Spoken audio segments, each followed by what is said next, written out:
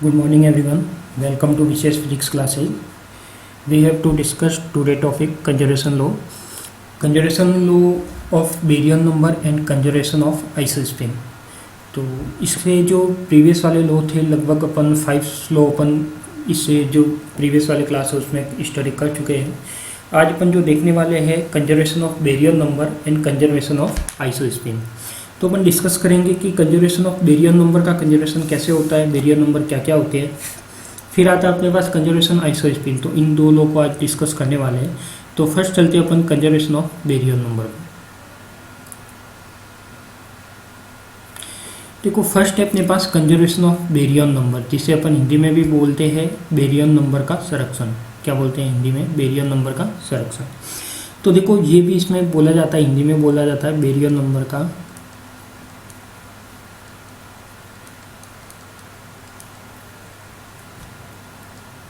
वैसे आपको इंग्लिश ही याद रखना, हिंदी पे नहीं जाना है।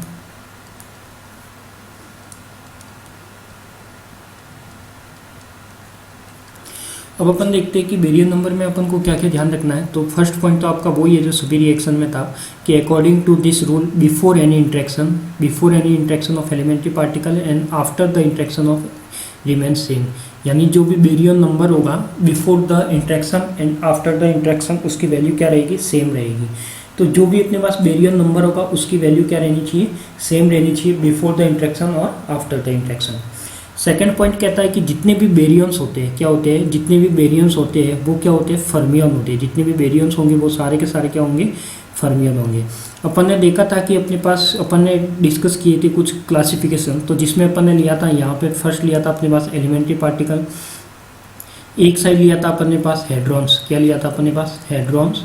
एक साइड लिया था अपन ने लेप्टॉन। फिर अपन ने देखा था कि जो हेड्रॉन था वो 2 पार्ट्स में डिवाइड था। एक तो था अपने पास मेजॉन, एक तो क्या था? मेजॉन, और एक क्या था अपने पास? बेरियन। एक क्या था अपने पास? बेरियन। तो आज अपन जो बात कर रहे हैं वो किसकी बात कर रहे हैं? बेरियन की बात कर रहे हैं। तो बेरियन में भी क्या था अपने पास? एक तो थे अपने पास न्यूक्लियन, एक तो क्या थे अपने पास? न्यूक्लियन, और एक क्या थे अपने पास? हाइप्रोन। दूसरे क्या थे अपने पास? हाइप्रोन। तो ये सारी चीज़ें अपन देखी थी। इसके बाद एक क्लासिफिकेशन अपन ने लिया था फर्मियन, जिसमें लिया था मैंने कि जो एलिमेंट्री पार्टिकल होता है स्पिन बेस का, तो एक साइड तो क्या होते हैं? फर्मियन होते हैं। एक साइड तो क्या होता है अपने पास? फर्मियन होता है, और दूसरी साइड में क्या होता है अपने पास? बोसॉन होता है। और जो लेप्टॉन है, लेप्टॉन और क्या आता है अपने पास? बेरियन, वो तो किस में आते हैं? सारे के सारे फर्मियन में आते हैं। किस में आते हैं? फर्मियन में। तो ये वाला क्लासिफिकेशन भी अपन ने पढ़ा है। और बोसॉन में क्या आता है अपने पास? बोसॉन में आते हैं अपने पास वो जो मेजॉन और गेज बोसॉन। क्या आते हैं अपने पास? मेजॉन और गेज बोसॉन। तो ये वाली सारी चीज़ें अपन ने देखी हुई है। तो इसके बेस पे मैंने कुछ पॉइंट लिखे हैं कि देखो सबसे पहले जो बेरियन पार्टिकल है वो क्या होता है? फर्मियन होता है। कैसे पता? तो मैंने देखा था कि क्लासिफिकेशन का ये वाला जो क्लासिफिकेशन है वो देखा था। एलिमेंट्री पार्टिकल 2 पार्ट्स में डिवाइड होता है, फर्मियन और बोसॉन, और फर्मियन में लेप्टॉन भी आता है और बेरियन भी आता है। मतलब बेरियन कैसा हो गया? फर्मियन हो गया। अब मुझे पता है कि बेरियन यदि फर्मियन है तो फर्मियन की स्पिन क्या होती है अपने पास? हाफ और इंटीजर होती है। क्या होती है अपने पास? हाफ और इंटीजर, यानी 1/2, 3/2 इस टाइप से होती है। 1/2 हो सकती है, 3/2 हो सकती है, 5/2 हो सकती है। तो यहाँ पे लिखा हुआ है कि बेरियन पार्टिकल्स है स्पिन हाफ और इंटीजर। यदि कोई भी पार्टिकल फर्मियन है तो उसकी स्पिन क्या होनी चाहिए अपने पास? हाफ और इंटीजर की टर्म में होनी चाहिए। जैसे 1/2 ले लिया, 3/2 ले लिया, 5/2 ले लिया, इस टाइप से। फिर अपने पास की जो बेरियन पार्टिकल होते हैं वो रेस्पॉन्सिबल होते हैं किसके लिए? स्ट्रॉन्ग इंट्रैक्शन के लिए। किसके लिए रेस्पॉन्सिबल होते हैं? स्ट्रॉन्ग इंट्रैक्शन के लिए। कि अपने पास जो भी बेरियन पार्टिकल होंगे वो स्ट्रॉन्ग इंट्रैक्शन में ही क्या करेंगे? रेस्पॉन्सिबल होंगे। यानी जो बेरियन पार्टिकल्स होते हैं, जैसे मैं कहता हूँ कि लेप्टॉन पार्टिकल वीक इंट्रैक्शन के लिए होते हैं, वैसे ही बेरियन पार्टिकल स्ट्रॉन्ग इंट्रैक्शन के लिए होते हैं। फिर अपने पास बात आती है कि फर्स्ट बेरियन पार्टिकल कौन सा बताया गया? सबसे स्टार्टिंग में जो फर्स्ट बार बेरियन पार्टिकल की डिस्कवरी की गई तो वहाँ पर पार्टिकल का नाम था प्रोटॉन। वहाँ पर बताया गया कि जो फर्स्ट बेरियन पार्टिकल है वो क्या अपना? प्रोटॉन है। और जो प्रोटॉन होता है वो सबसे क्या होता है? स्टेबल होता है। क्यों स्टेबल होता है? क्योंकि प्रोटॉन जो पार्टिकल है वो स्टेबल होता है क्योंकि वो रेस्ट मास में कभी भी डीके नहीं करता है। क्या नहीं करता? रेस्ट मास पर डीके नहीं करता। तो मैं कह सकता हूँ कि first known baryon is proton. तो फर्स्ट बेरियन पार्टिकल में भी यदि अपन बात करें तो वो सारा का सारा क्या आ जाएगा अपने पास? ये बी ए, ठीक है। First known baryon is proton, it is a stable particle which does not decay, यानी जो स्टेबल पार्टिकल प्रोटॉन होता है वो डिके नहीं करता। ये आपके एक बार एग्जाम में क्वेश्चन भी आया हुआ है कि which is the stable particle of proton and neutron. तो यहाँ पे आपका क्या हो जाएगा, प्रोटॉन हो जाएगा स्टेबल, क्योंकि न्यूट्रॉन तो डीके करता है, प्रोटॉन डीके नहीं करता है, इसलिए प्रोटॉन क्या है, स्टेबल है। नेक्स्ट पॉइंट है अपने पास सेकेंड नॉन पार्टिकल। सेकेंड जो नॉन पार्टिकल है वो अपन को भी पता है कि क्या हो जाएगा, न्यूट्रॉन, क्योंकि प्रोटॉन न्यूट्रॉन न्यूक्लियन होते हैं वो क्या होते हैं, बेरियन होते हैं। तो विच डीके इन वीक इंटरेक्शन, तो जो न्यूट्रॉन पार्टिकल होगा वो डीके करेगा वीक इंटरेक्शन में, जो प्रोटॉन पार्टिकल होगा वो स्टेबल होगा और डीके नहीं करता, इसलिए प्रोटॉन को क्या माना जाता है, सबसे ज़्यादा स्थायी होता है या स्टेबल होता है। प्रोटॉन पार्टिकल है anti particle is anti proton. मुझे पता है कि कोई भी प्रोटॉन पार्टिकल होगा तो उसका यदि मैं एंटी पार्टिकल लिखूँ तो मैं क्या लिखता हूँ, प्रोटॉन के ऊपर बार या एंटी पार्टिकल। फिर से अपन ने लिखा है कि pair inhalation occurs proton and anti proton. तो यदि यहाँ पे मैं बात करता हूँ किसकी, प्रोटॉन और एंटी प्रोटॉन की, किसकी बात करते हैं अपन, प्रोटॉन और एंटी प्रोटॉन की। तो जैसे अपन ने देखा था कि जब इलेक्ट्रॉन और पॉजिट्रॉन होता है, क्या होता है अपने पास, इलेक्ट्रॉन और पॉजिट्रॉन होता है। तो जब इलेक्ट्रॉन और पॉजिट्रॉन भी क्या करते हैं अपने पास, इलेक्ट्रॉन और पॉजिट्रॉन भी क्या करते हैं, कुछ पेयर इनहेलेशन करके, युग्म का विलोपन करके कुछ एनर्जी निकालते हैं। जैसे मैंने पढ़ा हुआ है कि एक इलेक्ट्रॉन होता है और एक प्रोटॉन होता है, तो ये कितनी एनर्जी निकालता है, 1.02, यानी 0.511 एक की होती है तो 1.02 MeV इसको ये क्या करता है, इमिट करता है। तो ऐसे ही पेयर इनहेलेशन में यदि प्रोटॉन की बात करूँ और एंटी प्रोटॉन की बात करूँ, क्या करूँ, प्रोटॉन की बात करूँ और एंटी प्रोटॉन की बात करूँ, तो जो पार्टिकल और एंटी पार्टिकल एक दूसरे से रिएक्ट करते हैं तो इनमें भी क्या होगा, पेयर इनहेलेशन होगा। तो पेयर इनहेलेशन के बेस पे कुछ एनर्जी, यानी इसकी एनर्जी जो मानी गई है वो कितनी मानी गई है, एक प्रोटॉन की मानी गई है 938.3 MeV। क्या मानी गई है, 938.3 MeV, यानी ये क्या है अपने पास, 1 प्रोटॉन की एनर्जी है। तो 2 प्रोटॉन की करने के लिए क्या करूँगा, 2 से मल्टीप्लाई, यानी इसके अकॉर्डिंग प्रोटॉन और एंटी प्रोटॉन के अकॉर्डिंग जो भी पार्टिकल निकलेंगे, मान लिया यहाँ x + y कोई पार्टिकल इमिट हो रहे हैं या पार्टिकल बन रहे हैं, तो पार्टिकल की जो एनर्जी होगी वो क्या होगी, 1876.6 MeV क्या होगी, यानी जो अपने पास एक प्रोटॉन की एनर्जी थी इसको मैंने 2 से मल्टीप्लाई कर दिया। क्यों, क्योंकि यहाँ पे प्रोटॉन और एंटी प्रोटॉन का जो एनर्जी है वो तो सेम ही रहेगी। तो यहाँ पे क्या हो जाएगा अपने पास 1876.6 MeV के अकॉर्डिंग अपने पास कुछ पार्टिकल निकलेंगे, यानी जो भी पार्टिकल आएंगे उसकी जो एनर्जी होगी वो कितनी होगी, 1876 MeV होगी। फिर अपन ने यहाँ पे देखा है कि जो बेरियन होते हैं, ये वाले जो बेरियन का कंसेप्ट है, इसमें देखा था कि फर्स्ट पार्ट होता है इसका न्यूक्लियन, सेकेंड पार्ट होता है क्या, हाइड्रोन। तो यहाँ पे लिखा हुआ है कि 2 टाइप्स ऑफ बेरियन। तो फर्स्ट तो आ जाएगा अपने पास न्यूक्लियन। तो न्यूक्लियन में कौन कौन से आते हैं, प्रोटॉन और न्यूट्रॉन आता है। हाइड्रोन में अपने पास सारे पार्टिकल आते हैं, सिग्मा भी आते हैं, लैम्बडा भी आते हैं, ओमेगा भी आते हैं, कैस्केड भी आते हैं। तो वो सारे के सारे किस में आ जाएंगे, एक तो सिग्मा वाले पार्टिकल आ जाएंगे, क्या आ जाएगा आपके पास, सिग्मा, फिर आ जाएगा कैस्केड, फिर आ जाएगा अपने पास लैम्बडा आ जाएगा, ओमेगा आ जाएगा। तो ये सारे पार्टिकल किस में आएंगे, हाइड्रोन में आएंगे।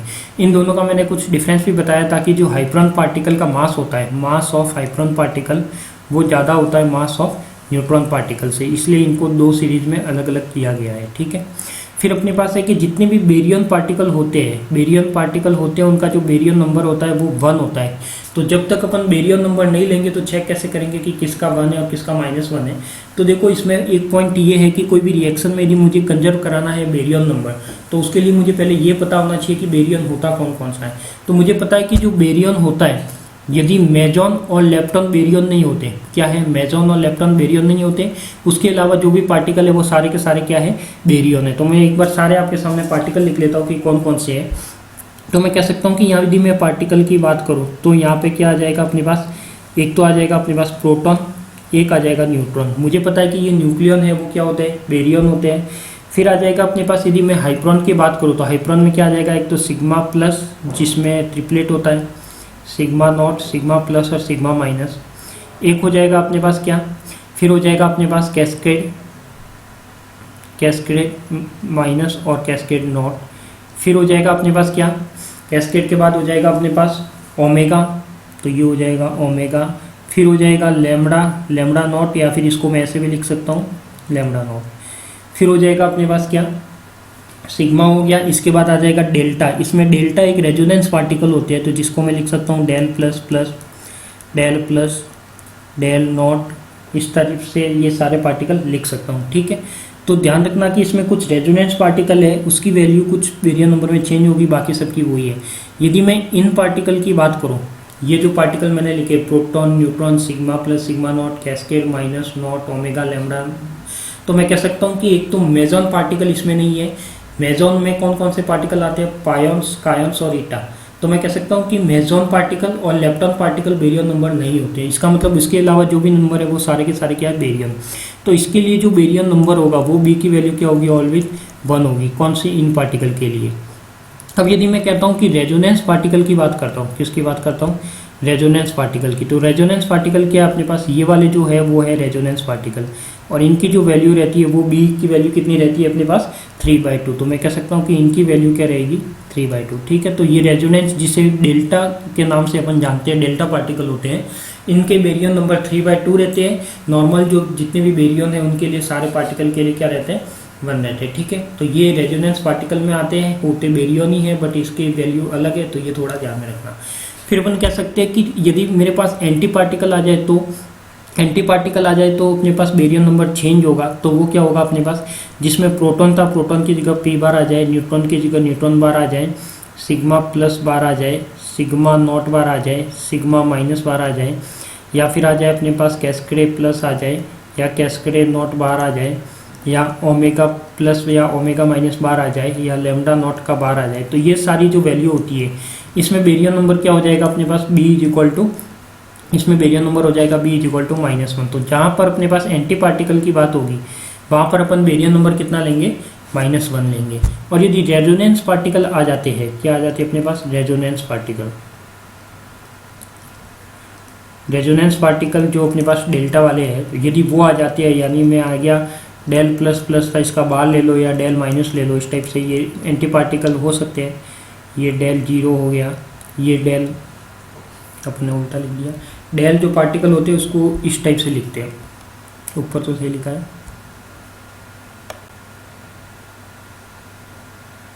तो जो रेजोनेंस पार्टिकल होते हैं, तो रेजोनेंस पार्टिकल को कैसे लिखा जाता है अपने पास?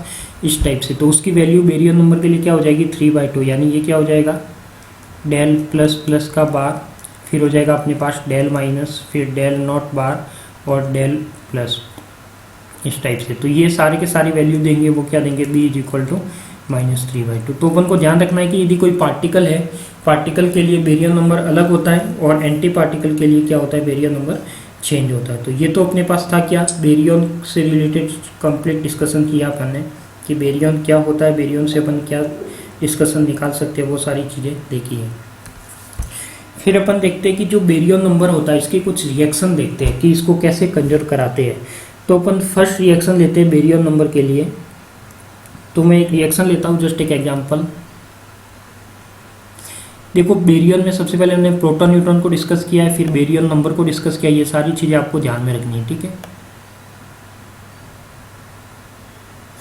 अब अपन चलते हैं इसके एग्जाम्पल पे।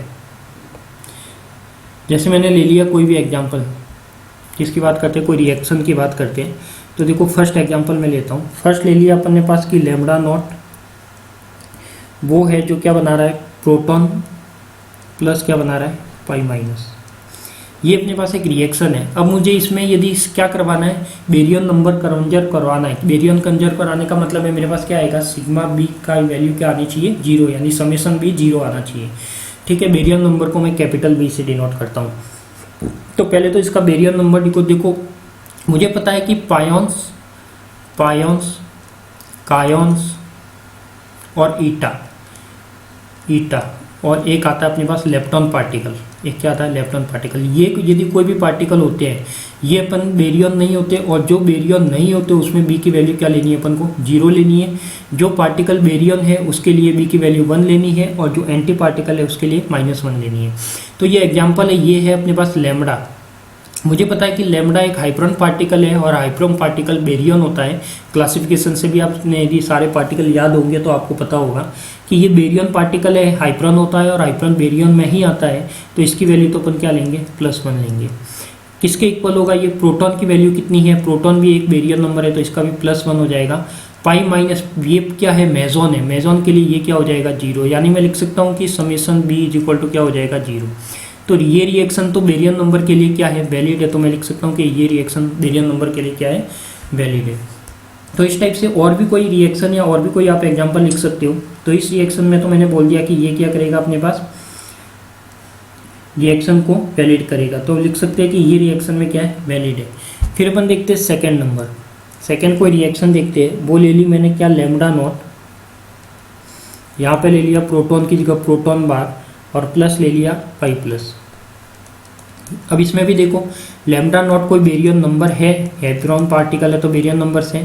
प्रोटॉन बार की बात करें तो अब ये क्या हो गया, यहाँ पर क्या था, प्रोटॉन था, अब तो +1 लिया था, अब ये एंटी प्रोटॉन है, तो मुझे पता है कि प्रोटॉन को कोई भी पार्टिकल यदि एंटी पार्टिकल में कन्वर्ट होता है तो बेरियर नंबर भी क्या होता है, उसका चेंज होता है। तो बेरियर नंबर चेंज किया तो यहाँ पे क्या हो जाएगा, प्रोटॉन की जगह क्या हो जाएगा, एंटी प्रोटॉन, और एंटी प्रोटॉन का जो बेरियर नंबर हो जाएगा वो क्या हो जाएगा, -1 ना कि +1। ठीक है, ध्यान रखना कौन सा होगा अपने पास, -1।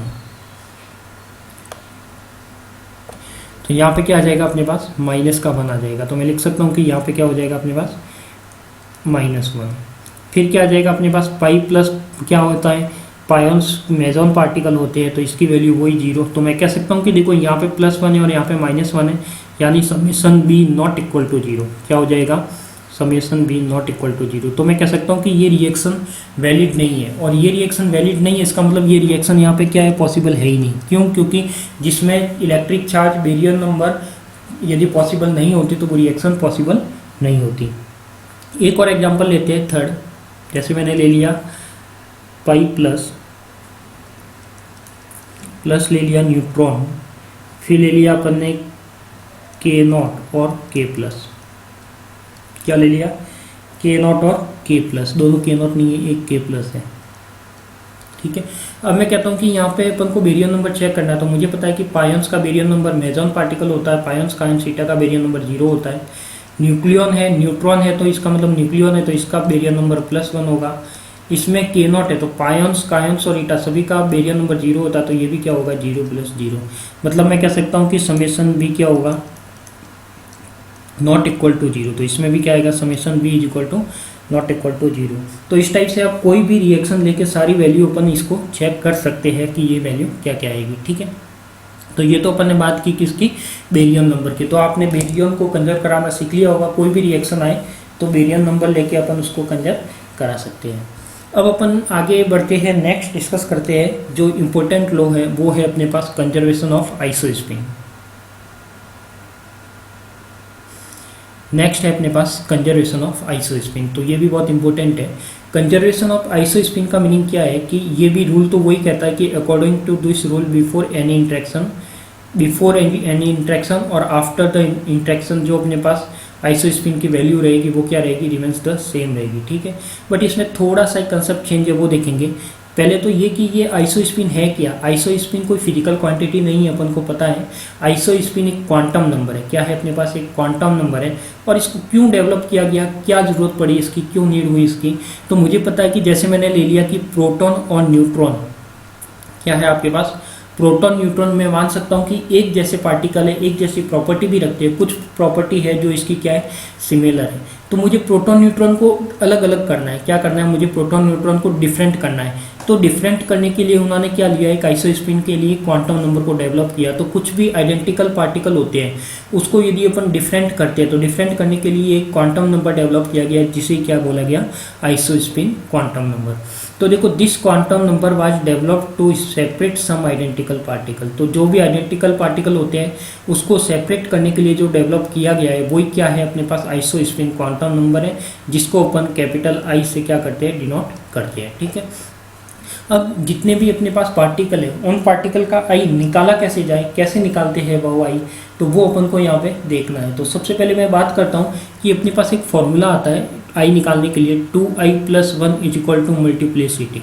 क्या आता है, 2i + 1 = मल्टीप्लिसिटी। अब इसका मीनिंग क्या होता है, 2i + 1 = मल्टीप्लिसिटी का, इसका मतलब यहाँ i है, i तो यहाँ पे क्या होगा जाएगा, अपने पास i है वो क्या हो जाएगा यहाँ पे आइसोस्पिन हो जाएगा। क्या हो जाएगा, आइसोस्पिन हो जाएगा।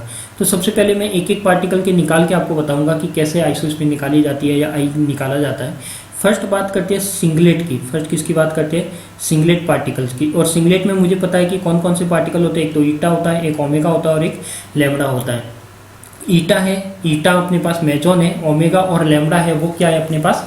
बेरियन है। तो सबसे पहले मैं बात करता हूँ कि इसको निकाला कैसे जाता है। इसमें जो सिंगलेट पार्टिकल होते हैं उन तीनों जितने भी सिंगलेट पार्टिकल है, सिंगलेट पार्टिकल चाहे कोई सा भी हो उसके लिए हमेशा आई क्या आएगा? 0 आएगा। अब निकाला कैसा इसको? तो यहाँ से मैंने ले लिया 2i प्लस 1, ये फॉर्मूला था अपने पास जो है 2i plus 1 is equal to multiplicity. Multiplicity का मतलब है कैसे पार्टिकल है? सारे के सारे सिंगलेट पार्टिकल है। सिंगलेट का मतलब क्या हो जाएगा? यहाँ पे मुझे क्या रखना है? 1 रखना है। ये जब 1 इधर जाएगा तो 2i इज इक्वल टू क्या हो जाएगा? 1 माइनस 1। तो ये क्या हो जाएगा? i इज इक्वल टू क्या हो जाएगा अपने पास? 0। i इज इक्वल टू क्या हो जाएगा? 0। तो मैं कह सकता हूँ कि एक तो ईटा, एक तो ये वाला पार्टिकल, एक अपने पास क्या आ जाएगा? ओमेगा माइनस, और एक आ जाएगा अपने पास lambda naught particle.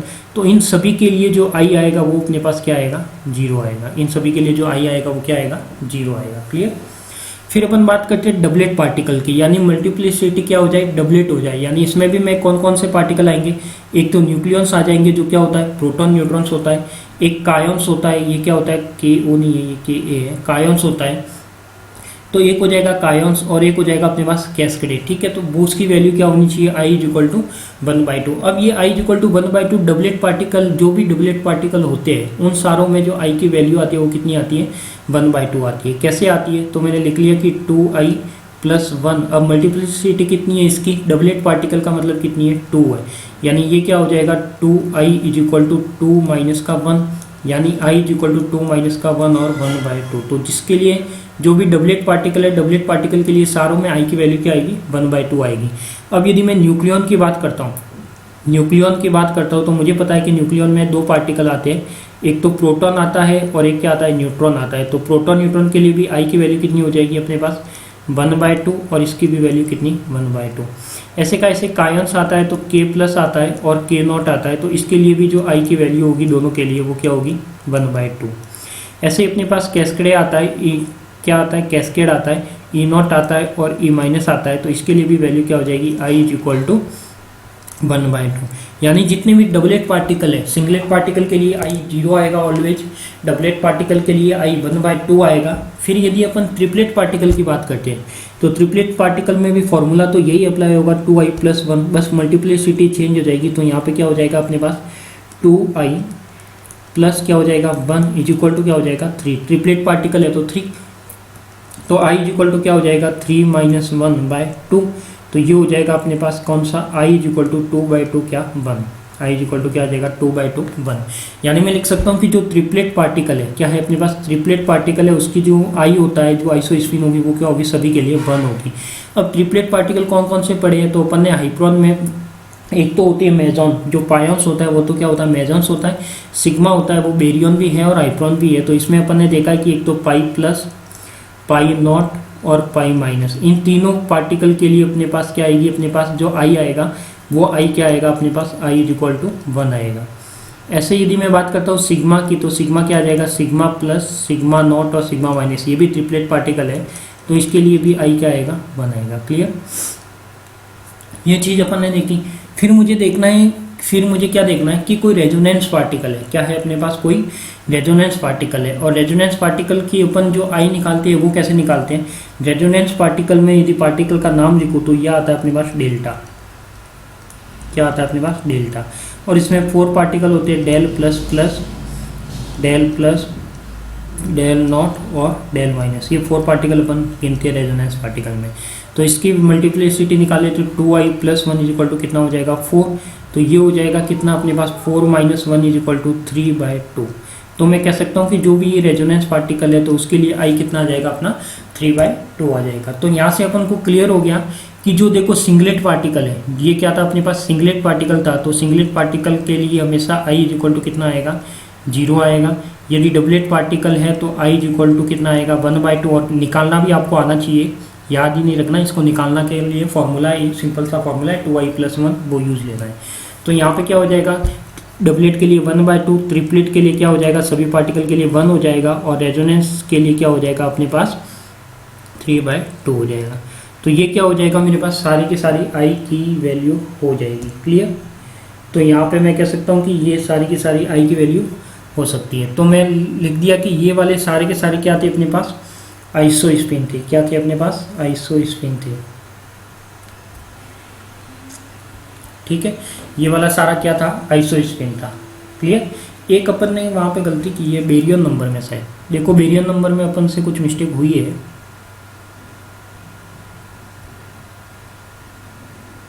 Baryon number में जब अपन ने रेजोनेंस पार्टिकल की बात की, बेरियन नंबर में जब अपन ने रेजोनेंस पार्टिकल की बात की है,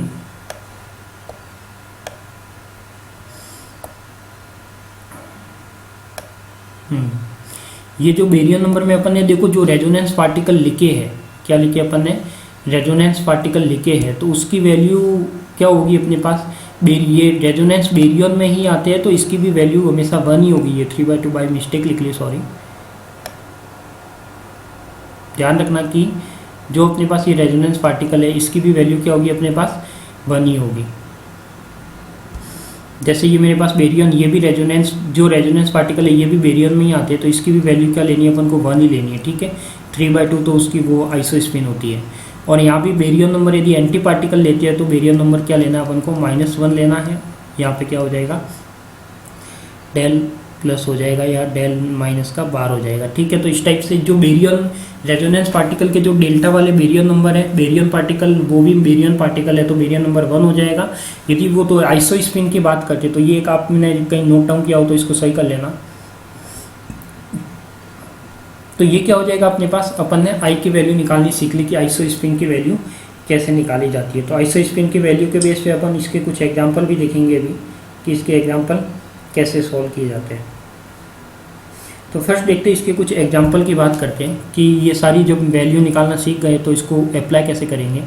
अब इसमें एक चीज़ ये भी ध्यान रखनी है कि इसमें जैसे मैंने कोई रिएक्शन ले ली, क्या ले ली मैंने, कोई रिएक्शन ले ली। जैसे मैंने रिएक्शन ले ली कि कोई रिएक्शन है A+B, कोई मैंने रिएक्शन ले ली, यहाँ पे जस्ट एक एग्जांपल ले रहा हूँ कि अपने पास कोई रिएक्शन है, जैसे मैंने ले लिया A, कोई पार्टिकल था, वो B+C में क्या हो रहा है, कन्वर्ट हो रहा है। ठीक है, B+C में क्या हो रहा है, कन्वर्ट हो रहा है। अब मैंने कह दिया कि इसकी एक की जो आइसो स्पिन है या आई की वैल्यू है वो क्या है मेरे पास, 3/2 है। मान लो कि ये क्या है, 3/2, और ये क्या है अपने पास 1 और 1/2 है। क्या है, 1 और 1/2। तो मैं इसको लिख सकता हूँ कि इसका कॉम्बिनेशन कैसे आएगा, जो आई की वैल्यू रहती है, आई की वैल्यू अपन निकालते हैं I1 प्लस I2 से लेकर, I1 प्लस I2 से लेकर कहाँ तक निकालते हैं अपन, I1 माइनस I2 तक निकालते हैं। कहाँ तक निकालते हैं, I1 प्लस I2 से लेकर I1 माइनस I2 तक निकालते हैं। अब जैसे यहाँ पे क्या आ रहा है अपने पास, जो आइसो स्पिन है वो क्या है, 3/2 है। अब इधर का 3/2 आ रहा है, वैसे तो इसको ऐड करने पर भी 3/2 आ रहा है, बट इसका कॉम्बिनेशन क्या है, 1 प्लस 1/2, और एक आ जाएगा अपने पास क्या, 1 माइनस 1/2, यानी कितना, 3/2, और एक जगह क्या आ जाएगा, 1/2। अब मैं कहता हूँ कि यहाँ पे A, B, C ऐसी कोई रिएक्शन थी और यहाँ पे मान लो कि ये क्या था, 1 और 1/2 का कॉम्बिनेशन था, तो ये टोटल कितना आ रहा है, 3/2, ये भी कितना है, 3/2। तो यहाँ पे तो मैं कह सकता हूँ कि सिग्मा आई क्या है, कंजर्व है। क्या है, सिग्मा आई कंजर्व है। बाई चांस यहाँ पे बी की जगह 0 होता, क्या होता अपने पास, बी की जगह 0 होता, तो फिर अपने पास क्या होता, बी की यदि जगह 0 आ गया तो मैं कह सकता हूँ कि यहाँ पर रिएक्शन क्या बनती, 0 प्लस 1/2 और 0 माइनस 1/2, यानी वैल्यू एक ही आती 1/2, और ये 3/2 और ये 1/2, तो वो रिएक्शन क्या होती, सिग्मा आई नॉट कंजर्व होता। तो यदि ये 1 है तो ये सिग्मा आई क्या होगा, कंजर्व होगा। तो ऐसे ही अपन कुछ एग्जांपल लेते हैं, उसकी बात करते हैं।